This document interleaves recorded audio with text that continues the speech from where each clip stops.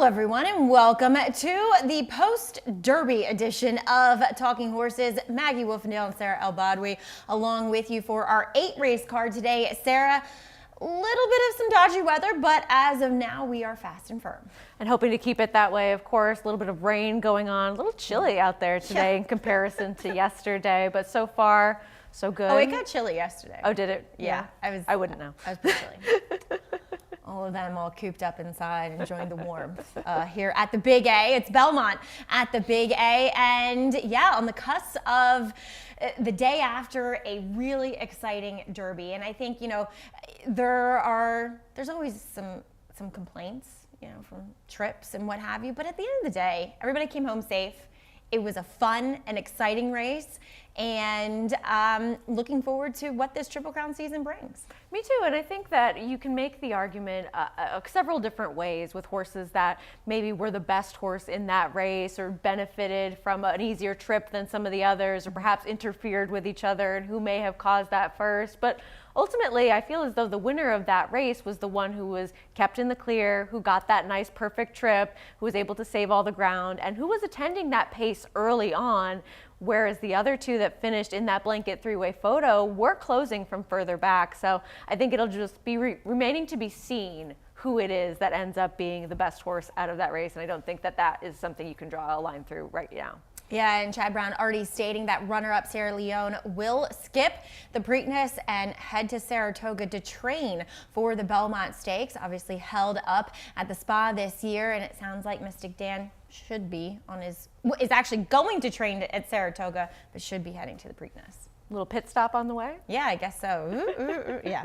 Anyway, but I hope you used your Naira Bets account to wager on this year's Derby, but if you didn't, there's still time to set up, and new members do get to take advantage of that $200 deposit match bonus when you sign up and use Match 200 as your promo code. Check out NairaBets.com. Also, we're running the promotion of 20% exacta bonus, as always, Sundays here, Belmont at the Big A. Make sure you opt in when wagering. Also, we have the track stats. Why wouldn't you want those? If you visit NairaBets.com to get all the track trend statistics and betting insights here on our racing, and you can watch all of it on America's Day at the Races on FS2. Coverage starting at 2 p.m. Eastern, also closing day out at Oaklawn Park in Hot Springs. And Paul LaDuca wrapping things up, and he's going to head to Monmouth as we will be bringing live coverage from Monmouth Park as well here on America's Day at the Races. But first up, it's Talking Horses, and Sarah will begin things here with a really good-looking 3-year-old allowance race going a mile. We do have a couple stakes coming up a little bit later. Looking forward to the Gold Fever. I think that's a pretty contentious race, but we'll start here with this contest, and good mix of some New York breds going forward against some open company. But let's start with the New York breds and begin with number 3, That's Money, currently second choice on the board, but he's undefeated for Todd Pletcher coming into this. And I like that he showed that he can maintain that forward position when stretching out in distance as well. And I think that he is one of the horses that will be forward in this race. And while he was the second choice in here, St. Gaudens kind of disappointing a bit after rushing up into contention. And then the Big Torpedo horse I know you're familiar with running second in this spot.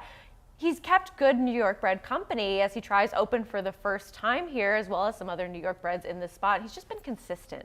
There's not a lot to knock about this horse. Whether or not you think he's going to take a step forward at a shorter price, I think is the question you have to ask yourself today. Right, and he looks to have some pressure from the inside with JD Factor possibly, but at the end of the day, he could just prove faster, and at least he's drawn outside of that runner. Both you and I, and so far the betting public, sided with the other New York bred. That is the experienced, stake experienced number 1, Doc Sullivan, who gets back out to this mile distance. And I think he ran very well behind Antonio Venice last time out in that New York Stallion Series stakes. But I think this mile is ultimately his best trip. And I think he's just more class tested than you have with That's Money, a horse that has run more often, has run some of the faster races, and at least has shown us a little bit more of who he is on the racetrack relative to the company that he's kept. And I mean, even if you go to that start 2 back where he was second to Pandegate, that horse, of course, went on to run third in the UAE Derby behind Forever Young, who we just saw finish third yesterday in the Kentucky Derby. And he's just a horse that you can't really fault in a lot of his races. He's run very well in each start. He's handled the mile distance before. He has some of the faster races in terms of what he's done on the racetrack in relative terms to the rest of this field. And I also think that he's going to get a decent trip saving ground towards the inside as a horse who I don't really think needs the lead to be successful. No, and that's the way I saw it. I just thought that at the end of the day, while I definitely respect That's Money, I think Doc Sullivan's the one who pulls the right kind of trip as you're checking out his New York bred allowance win back on January 19th, a blowout score. As yeah, he'll take on some open company. And number 5 in here, Proprietary Trade, is pretty chilly on the board as of now. His win did come over a muddy, sealed surface. I don't know. He sat right off of that 3-horse pace stool, and he really flattened in the stretch, whereas we'll see Maximus Meridius coming up later in that Gold Fever. He was a part of the pace, and he stuck around, although the first and third place finishers rallying from well off of it. Is he a horse that needs the lead? Is he part of the pace conversation here? Well, it's like, what was the excuse last time in the Bayshore? Yeah. He was the favorite. He really disappointed in that race. Was it the 7 furlongs? Was it the company that he was keeping? Was it going off Lasix? Was it a situation where he just had really moved up on a wet track? I think we'll find out a lot more about him today. But if you like him and he stays around the price that he is right now, I wouldn't talk anyone off of him to try to get back to that race 2 back at a shorter price. I'd be a little bit hesitant to take him, though, after what we saw last time. How about Speed Runner? He's taking a lot of money, and a horse that neither you and I are a big fan of. I ride money. You think? Oh, duh. Yeah, that's exactly what it is. He does run on Lasix, but for me, he just seems slow. In comparison to what we've seen in figures, slow in distance as well. Right, and I guess you could say, okay, he got a wet track in his last 2 starts, and he was running against some good company in the Withers, and he tried another stakes race behind Copper Tax, who I have respect for. Yeah. He's a decent horse, but I think that he's meeting some company in here that isn't necessarily all that easier in comparison to where he's been in his last couple of races. Yeah, it just doesn't have a fast enough race either to take down, the top 2, or even if Proprietary Trade decides to run his maiden race again. So race number 1, compact field but contentious nonetheless, as the second will be an optional allowance for 3-year-old fillies going the mile and a 16th in here. We're kind of going in different directions, but the same top 4, as we'll begin the discussion with the outside runner in number 7, Oversubscribed, who I think both of us respect. It was a slow figure, but I feel like those Tampa races, they'll yield that, because I feel like these riders, and look, Tyler Gaffalione was riding her, they, for whatever reason, can't judge pace down there. No. I don't know if it's a tricky racetrack to judge, but you come up with these slow paces, and decidedly she was best despite her dead heating for the win. She was, and I mean, she was a horse that never really had the opportunity to save ground until the very late stages of that race, where she had to split horses and go towards the inside. And I think that both her and the horse she dead heated with were kind of highly thought of going into that race as the ones that you wanted to consider. Very different trips for both of them, but as you've mentioned, it came back very slow. And so she has every right to take a step forward in here. I think that her trip was circumstantial in terms of affecting that slow number. But when you look at that slow race at the rest of this field, do you really want her at a super short price given the connections? Exactly. Again, I ride Ortiz money. And, I'll say this. We didn't show it there. I should have put it in the video notes. In like 5 strides past the wire, she was in front by like 7. So she really was rolling home, to say the least, behind that fast pace in which she was taken in hand. She could have sat, I thought, closer than what she ultimately did. No, but she got taken back. Exactly. So Oversubscribed will be dangerous, but you're going to go to number 3 in here. That is Makanga for Rick Dutrow. I thought, she could be a speed horse, and she's definitely faced some better company coming out of those 2 greatest stakes events, but I did not like her last performance. I didn't either, and I kind of wonder if she's one of those horses that needs the lead to be successful. That's what I thought. She seemed to resent sitting in second. She did not like that. No. Yeah. So I think they'll try to go with her today, and I think John Velasquez is the right rider to try to make that happen with her, and a horse that I thought could be forward in this spot. And if she ends up going back to what's worked for her in the past with being forwardly placed, being on the lead, and not really resenting that rating, I think that she could be effective in here as a horse that I feel as though overall, she's just kind of faced the best horses in terms of what everybody has done so far. And she's held her own with them. And we've seen a lot of those horses come back and do well, Style Points in particular, who ran second in that race at Gulfstream in the Swedish Chant, came back and ran well at Keeneland. And so I think that with the company that she's kept and perhaps a pace advantage, she might be able to get the jump on a horse like Oversubscribed. Now, I am hoping that number 4, Tina Ballerina, is sitting right off her flank as, yeah, you missed the wedding with Tina Ballerina at nearly 35-1 last time. But I thought this was a very good performance. First time in the Jorge Abreu barn, first time on turf. She was attending a pace that doesn't often happen at Gulfstream, but it ultimately collapsed. And she found another gear, whereas the other pace horses, they flattened. She'll get chased home by some closers here. But I really like this performance, and I'm hoping she can build upon that. She ran a very respectable figure last time out, and as she takes on winners here, she'll get a bit of a class test, but I was banking on the fact that maybe I get a decent price on her too, and she looks to sit the right trip stalking outside of Makenga. And that race was fast. I mean, that race was faster than what we've seen from many of the others that are going to be shorter prices than she is in this field. And it was a significant move up on the grass, switching trainers. So I think that she could be dangerous in here. When you have a horse that's gone off at those kinds of prices in each of her 3 starts, I just kind of want to see it again. But she will be a fair enough price today. Yeah, as Agra, she'll come back off a little bit of a freshening. She broke her maiden on the Tapeta at Gulfstream Park, taken off the turf in both of those efforts. But she was so disappointing as the favorite in her second start, because in her first start, she got that fast place to close into. And then in her second start, it was a slow pace in which she sat right on top of it. And then she had nothing left. So what does she really want to do? She left too many question marks in my mind to take her at, she'll be an okay price, I think. But just, I don't know where she fits, what her best trip is, what her best surface is.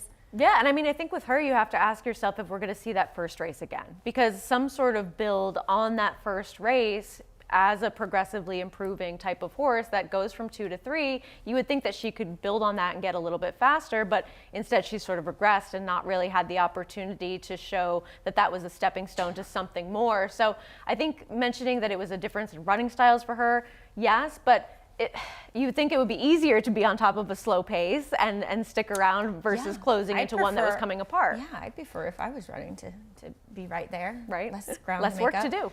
But I don't run. As race number 3, 6 furlongs, it's the license fee. Short field here. It kind of feels like the story of the 2 Christophe Clement horses with Lady Milagro and Honey Pants as well. But let's start with Don't Look Back at All. I've been a fan of this PA Breds since she began her career, kind of an obscure pedigree. She's gorgeous though, Sarah. So of course I'm going to like her in the paddock. And I thought this was a really good effort here, and where it was quick fractions, and she's still, kind of dogging it out at the end with the horse that's eventually going to close from well off of it in Miss Speedy. So I respect her. And yeah, she's going to be quick. She has enough speed, but she doesn't need the lead. Right. I think that ultimately the horse that's going to be in front here is Lady Milagro if she breaks out of the gate. Exactly. She is just super quick. Boom. Yeah, she's out. She's gone. But Yeah. Don't Look Back at All is a horse that you have seen her take that step forward from 2 to 3 to now 4, where she has had that progressive improvement and has shown that she can run those faster races. And even her race 2 back behind Dance Macabre, who is a pretty decent horse for the Kelsey Danner Yes. barn, who I have quite a bit of respect for, was a good effort as well. So I didn't necessarily see her in front in this race, but I think she's going to be sitting right there. Yeah, and that's kind of what I want. But then again, stranger things have happened. I mean, look at the elusive quality yesterday with very fast, nothing better, getting leaping up at the start. You never know. Handed the race to Dancing Buck. Anyway, let's take a look at Lady Milagro and Galina Rush. Now, this is a while back for Lady Milagro, but it was when she finished second to Galina Rush. Short field, Galina Rush was able to circle her other 3 rivals and pull away here in the end. But we haven't seen her since mid-August, so she has that layoff to contend with. Exactly, and she's a horse that kind of was experiencing that second-itis for a little while and then sort of really put things together to get the second place, and then followed by 2 victories, one of them being this race. And I kind of didn't really think of her as that winning type, but she was really able to turn things around. I don't like that then she went to the sidelines following that. So that's my little bit of a concern with her. But of course, she has the ability to run down some of those pace players in this race. And then it's what do you do with Honey Pants, who's kind of the new face to this group, who is already a graded stakes winner? Yeah. Again, not sure why those California turf races are graded stakes. But here we are. Here we are. I mean, look, it did yield Dancing Buck. He was second in those 2 graded stakes out there, and he came back and won yesterday. But Honey Pants, last time we saw her, it was at Turfway on the synthetic, and she lost more ground than the winner. BG Warrior was able to wire the field. And like you said, there's an argument that her turf races are better. So she's intriguing. I always, lift my head when I see these Jonathan Thomas trainees, because it's weird. Like, I always like them in the paddock, right? His horses always are well turned out. And it feels like sometimes they get forgotten, and other times they're like odds on, and that's when they don't perform. You know what I mean? Yeah, it's crazy how they think that they know, but then they don't know with these types of situations. But we do see oftentimes a lot of the horses that are coming in from California, those turf races are just faster than what we have to offer early here. on. Yeah. Right, so I wanted to at least give her that chance drawing towards the outside as a horse that doesn't need to close from so far back either. Exactly. You're going to go with Lady Milagro. Not going to get the 51-1 that Not you quite. did 2 back when she stole the Autumn Days on the front end. But yeah, she'll be playing Catch Me If You Can. But I mean, maybe she didn't like Gulfstream. Could be that. She was terrible. She was, and I mean, I think that this turf course really suits her. She's run very well in her 2 starts on the Aqueduct or Belmont at the Big A turf course. She doesn't know the difference, but she's just fast. She's been working bullets on bullets. I know that she is a horse that her fastest race was here in that Autumn Days, and while I didn't love the Gulfstream race either, it was going a little bit shorter. Maybe she didn't appreciate that turf course as much. And when you look at Carlos Martin bringing horses back off layoffs like this on the grass, it is a small sample size, but he is clicking at 20%. And you know that this is one of the better turf horses he has in the barn. Exactly. All right. Interesting field for the license fee as race number 4, 16-9-2 Life, going the 7 furlongs. Linda Rice, she'll likely send out the post-time favorites, as she does send out an entry in here with the quite slow Deputy Connect, but also with the more appealing, the 1A. You better be joking. Yeah, and I mean, this is an entry that you have those complementary running styles, a horse that you know is going to have some forward position, and a horse that will be coming from off the pace, so it does give you that true 1-2 punch in a field where there aren't really a lot of horses that stand out in terms of anybody really towering above this field. And major scratch. She's helped out a lot by Freeze Pop, who was my top selection in here, but unfortunately will not participate today. Right, and I think that the approach that I had with this race was just who are the horses that you could argue have been facing better company? Yeah. And that's who I ended up putting on top and in second. But there's nobody in here to fall in love with. No. I toyed with putting Midnight Express on top, but ultimately just wasn't in love with his last 2 Never been efforts. that fast. Exactly. It took him a while to break his maiden. It feels like Rudy's horses are, though, running well, and some of them at prices. So I couldn't really get attached to anybody per se in here. And thank you, John. What do you do with him? He's going to take money with IRAD aboard. And as you pointed out, probably did face a better field last time. Agility coming back and winning. 5th place finisher coming back and winning, though Pineapple Man virtually eased in his subsequent start. and he didn't show up at all. And he was favored. So it's not as though he wasn't expected to do any running in that Right. spot. And yes, tougher company, but at the same time, he was the one that went off as the favorite. And now he's being claimed away from Linda Rice, which plenty of respect for new connections, but it's never an angle that I see and I'm inclined to bet at a short price. And I guess when you look back at his races prior to that, you could say that he was facing a different galaxy of horses in comparison to this field. But that race last time was pretty disappointing. It was. We'll see if Jamie can get him back on track here. And he's being realistic. He is dropping him a bit off the claim. So we'll see what Thank You, John can do as we'll take a break here and hear from our beloved sponsors over at Saratoga Springwater. Stay tuned. More Talking Horses coming up. For almost 150 years, the Saratoga name has been synonymous with the finest quality, sustainably sourced spring water available anywhere. Saratoga carries on the rich tradition of its forefathers by crafting each stunning blue glass bottle with the same attention to detail and care that has been its hallmark for generations. Visit SaratogaSpringwater.com today or ask for us by name at your local market or restaurant. Saratoga Spring Water. Make every day exquisite.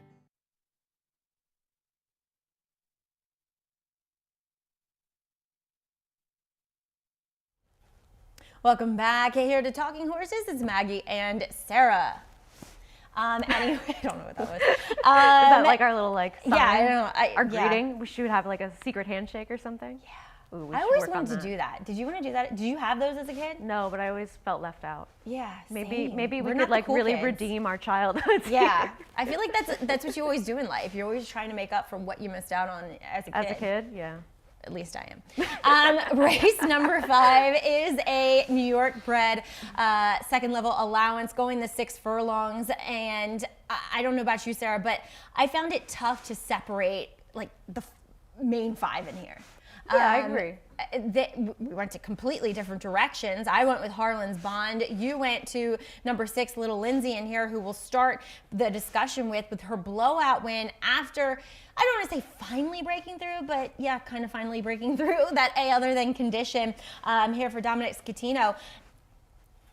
I respect her, but I mean, I had her 5th, but again, Yeah. like I just really struggled separating and, Well, everybody takes ranking these turns horses. beating each other, That's so the it's thing. difficult to really say who ultimately is going to show up as the best horse on this day coming up. And as far as her race 2 back, I really didn't have much of an excuse for that effort, and then she came back with that nice win, earning a 73 buyer, which is her co-best that she's ever had on the dirt in the past. And she's a horse that before that race 2 back, you could make some excuses for. Exactly. She was forward on a dead rail. The speed was coming apart in that race. Before that, running second to Lady Mine, who's a horse that is in great form, who ran back the same number, running second. I'll say this about that race 2 back. Not that, the track was a detriment to her. It just looked like she was uncomfortable being inside. Okay. I don't know, but again, she got the right trip last time. If she gets the right trip again, I can see her winning. Right, and she should be forward without necessarily needing the lead. And I like that she's shown a little bit more speed capability over her last couple of races when she was sort of under the gun to have to go be on that dead rail and be forwardly placed and a part of that duel. Like, it's nice to know that she possesses the speed to take you there if that's where they want to go. And I do like that she is at least drawn towards the outside of some of her competitors in here. But I think any one of the 5 main players that we've talked about in this race have the opportunity to win. And even when you look at My First Love and Backed by Gold, they both have races to go back to that could win this race. We just haven't seen them. Right. So Backed by Gold, winning off the layoff last time for 12.5. I almost trust her a little bit more than I do My First Love, just given her early speed. But I wanted the what have you done for me lately type of horses in here. And like you said, many of these have taken turns beating each other. So let's go back and take a look at when Jackson Dixie was able to beat several of these in here, including Harlan's Bond and True Empress. Jackson's Dixie was just, able to wire him this day. And I don't necessarily see her getting an easy time of it on the front end in this race. She draws towards the inside of other horses that could be forward, like Little Lindsay, like Backed by Gold, and that might not be the most beneficial place to be. And I get that she was stepped up a little bit, tried to stretch out again to the 7 furlong distance, and had those 2 wins prior to that and was just better on that day than some of her other rivals. But I think you could also make the case that these are the types of horses that they will take turns beating each other, and we'll see who improves at the right time. And as far as the only horse that I was maybe left a little bit cold on in comparison to the rest of them, Temperamental should have gotten the job done 2 back. Yeah. That was just disappointing. Really disappointing. Now, if the rain stays away, she might get back on a fast track for the first time in a while. And it is a reclaim for Chris Englehart. I mean, Jeremiah was the one who had her to begin her career. So obviously the family knows her and is more than willing to take her back. But again, like you said, and they experimented with taking the blinkers off. They put them right back on. So I think that's a positive move. But again, she was good, and I think she was good in a lot of situations because she was with the, track biases and with flows of the race.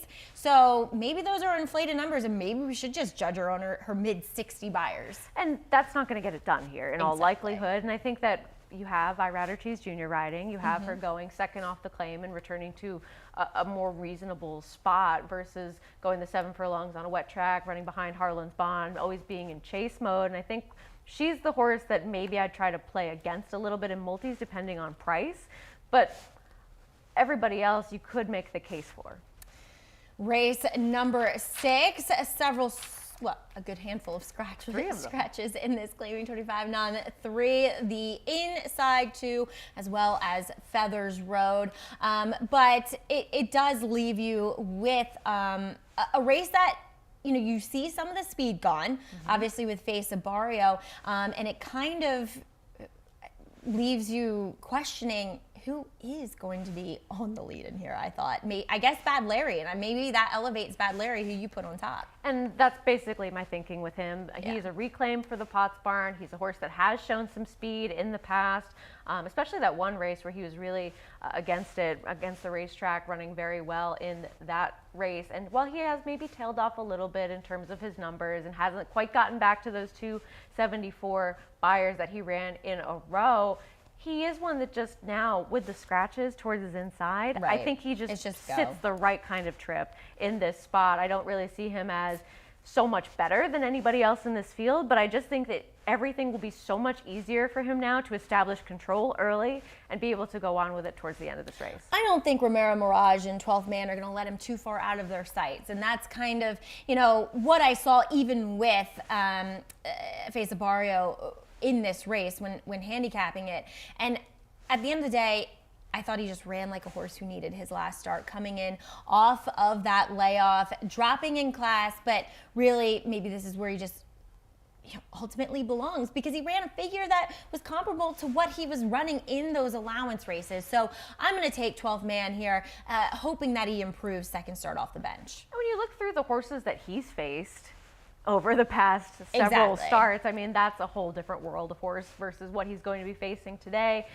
No, he doesn't necessarily win, but what chance did he have in many of those races to be the horse that was your winner, ultimately facing horses that are stakes winners and stakes types, if not that? So I think that he makes a ton of sense towards the outside and here in terms of the company that he's kept, and also having that excuse of maybe needing one off the bench. And then as far as where else I wanted to go in here, I mean, Sinful Dancer has just faced some tough New York bred company over the past couple of starts. I like that he came back with that turf race against some pretty decent horses, now drops in class. He's run fine on bull surfaces before.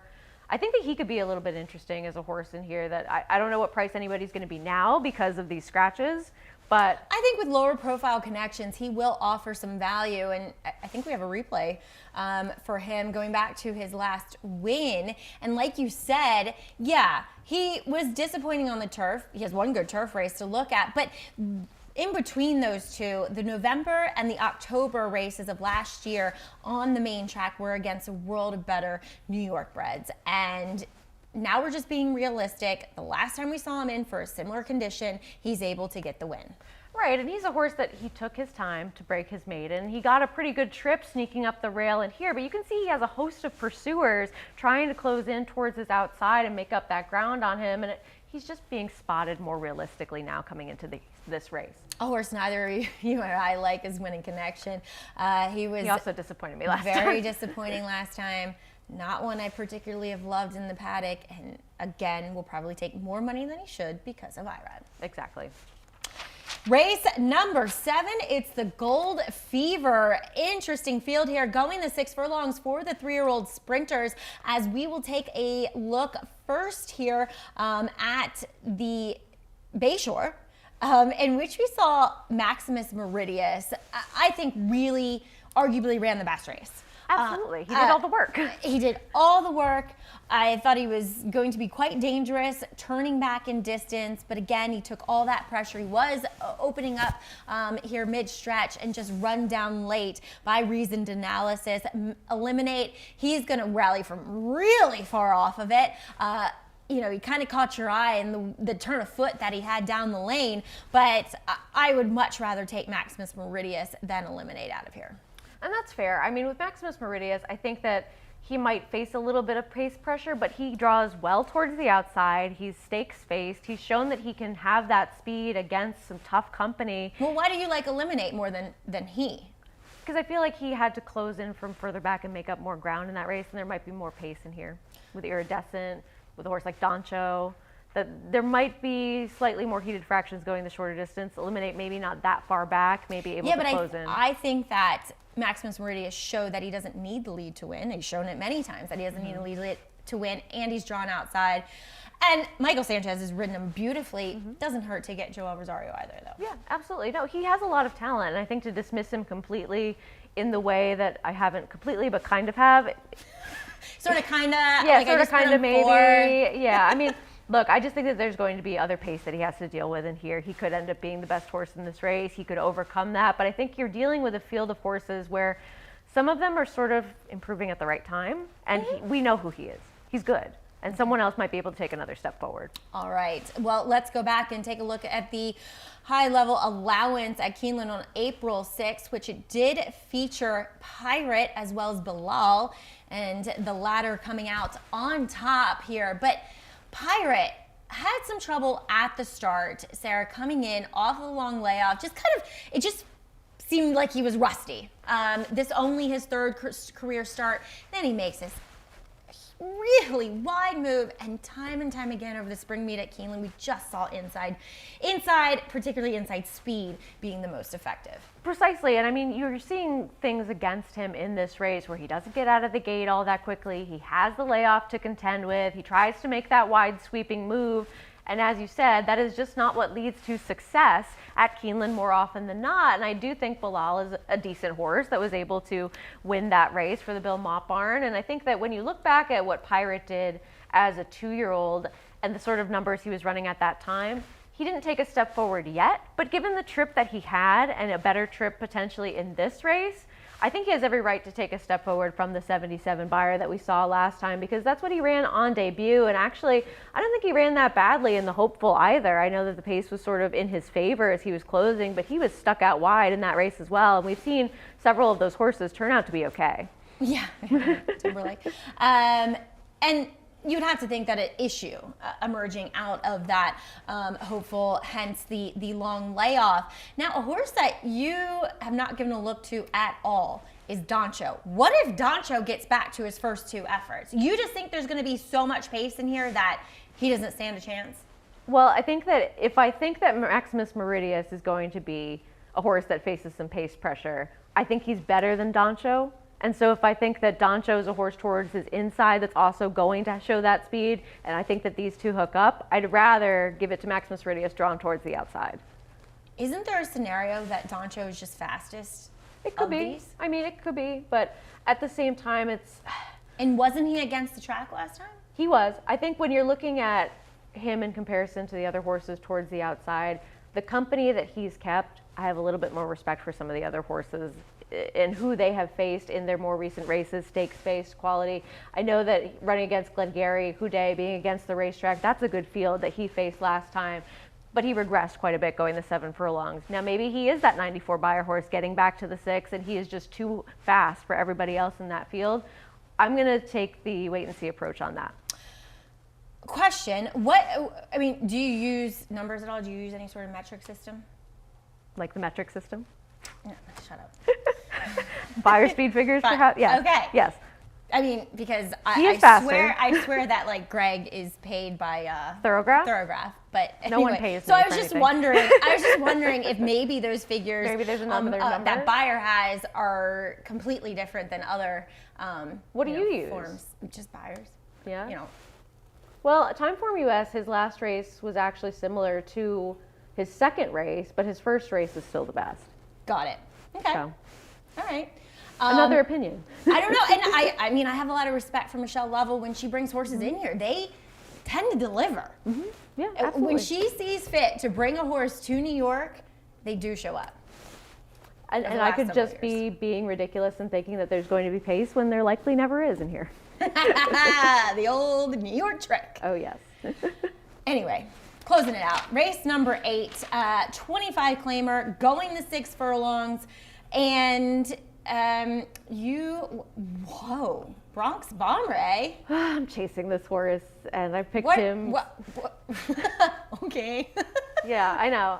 You'll get a price. I'm not ready to give up. He's Right. he's been consistent lately. He couldn't get the 7 furlongs or the better Amundsen over the past 2 races, but I like that he returns to just the 6, and he is a horse that can be forward. Had a little bit of But a. this is a speed-laden field. Like there's Oh, you he's not think going to there's be. speed He's in not the- going to be in front of Chateau, but he also doesn't need the lead. Yeah, I mean, yeah, okay. He's in good form. I mean, is he the winning type? No, but over his last couple. Are you sure Bronx Bomber doesn't need the lead? Are you sure that he does? Yeah. Okay, well, he's not going to get it in that case. I think that Chateau is just faster than him. But Yeah. I don't necessarily think that he needs the lead to be successful. We'll find out. But I think He was helped, again. he was there helped some a little bit by the scratch racetrack, 3 back. coming out.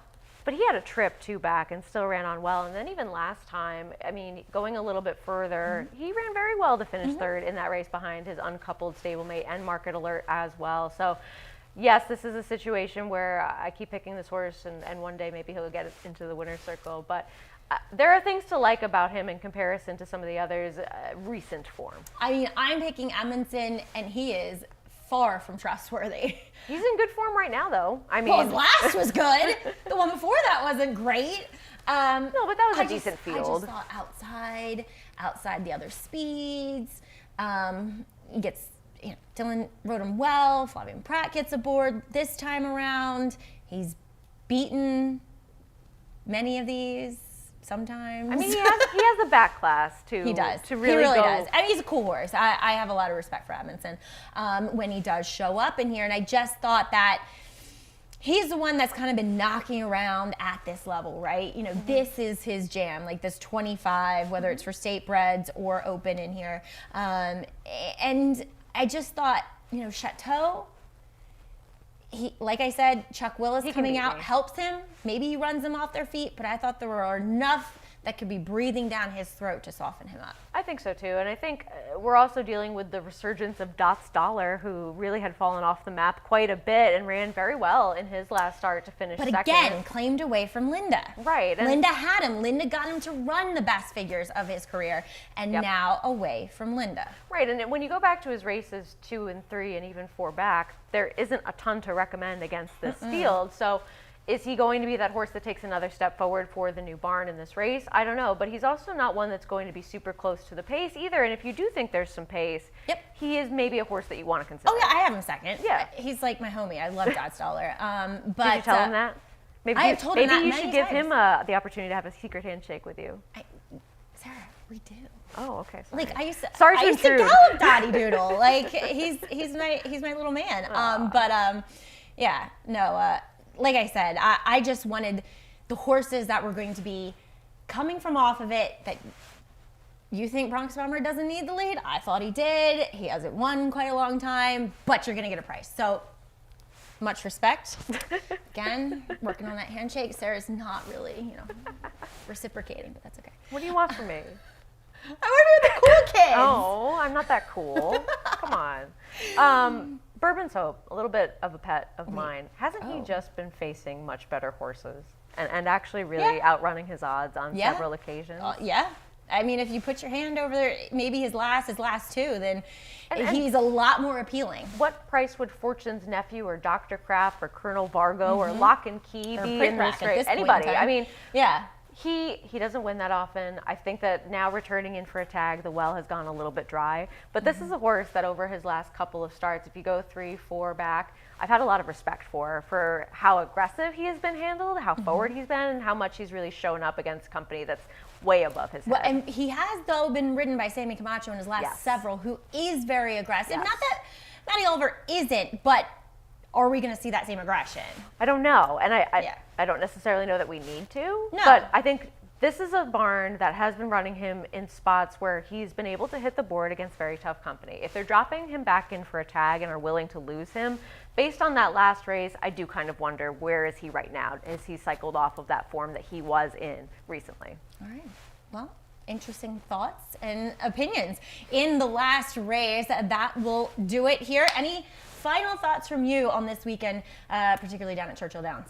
I mean, it was exciting, and more than I like being right about my handicapping, I like seeing exciting races and horses that really perform at the highest level, and that's exactly what we were treated to in the Kentucky Derby. Whether or not you had Mystic Dan or Sierra Leone or Forever Young, you saw all of them really run their race, and I think you can go back and find many trips within that Kentucky Derby to possibly excuse some horses, and I think we also just saw that Fierceness didn't have that much adversity. I know the pace was hot. I know that he was towards the outside. He will be a bet against for me from here to eternity. He's not my type of horse. And if he beats me, fine. If he comes with that Florida Derby win, fine. But he's just not my type. No, flashes of brilliance are valid and there and exciting to see. But when you have a horse that also can show you. To me, he's meek and he lacks that killer instinct. When he's, very beautiful, efficient, big strided horse, but here. Yeah. And that's what separates the race horses from the good horses. Ones. Right, exactly. The one take, just talking about Kenny McPeak and him, doing something we haven't seen done in taking the Oaks decades. 1970s, a Caro and oh my gosh, I'm completely blanking on the trainer. I just know of Calvin Burrell taking them in 2009, but I don't know trainer when that last it was that a trainer took both. Trainer and jockey combination. I mean, it was, a long time ago. But before Kenny I was alive, McPeak getting, albeit a homebred golden sense, a horse that we often think of as more of a sprint to a miler type, to get him to get Mystic Dan to win, and then also Kenny's ability to select horses for value. And what they did not pay much for Torpedo Anna. What was it, like 40 something? 40 I don't grand, remember I think. exactly, but a daughter of Fast Anna. We completely associate that with sprinters, and to get her to stretch out and prevail. And he's just done it year in and year out of selecting these horses for relatively lower amounts and getting them to outrun those pedigrees, and just really being able to select an athlete. So hats off to him and Brian Hernandez for delivering just beautiful rides. Yeah, and I think every year we see this sort of ring true where you can get a good horse from anywhere. Anything can possibly happen. And I think that that's the exciting thing about racing that it has to offer, is that opportunity for anyone. It's the gamble, taking a shot. Well, that'll do it for this edition of Talking Horses. If you want to play today's races, make sure you do so with a Naira Bets account. New members will get that $200 deposit match bonus when you use promo code MATCH200. Check out NairaBets.com. And you can also head over there to get your 20% exact bonus. As always, Sundays here, Belmont at the Big A. Just make sure you opt in when wagering. And we also have track stats for you to take advantage of when you visit NairaBets.com to get all those angles, track trends, and stats. And if you want to catch all of the action, America's Day at the Race is the only way to view it. 7 o'clock tonight. Oh, that won't be me. 2 to 7 today on FS2 with coverage from Belmont at the Big A and the last day of racing. Not the penultimate. Almost said it. The last day of racing at Oakland Park. They have that really cool down the Dusty Road? No, it's no, that's a stake. Yeah. My brain. But anyway, they play Old Lang Syne, and the horses turn and face the crowd. Cool. It's really cool. So you can catch all of that on America's Day at the races today. That'll do it, though, for Talking Horses. For Sarah Albadwi, I'm Maggie Wolfendale. Chris Griffin coming up next with a reprise of Scratches and Changes. Have a great day here at the Big A. For almost 150 years, the Saratoga name has been synonymous with the finest quality, sustainably sourced spring water available anywhere. Saratoga carries on the rich tradition of its forefathers by crafting each stunning blue glass bottle with the same attention to detail and care that has been its hallmark for generations. Visit SaratogaSpringwater.com today or ask for us by name at your local market or restaurant. Saratoga Spring Water. Make every day exquisite.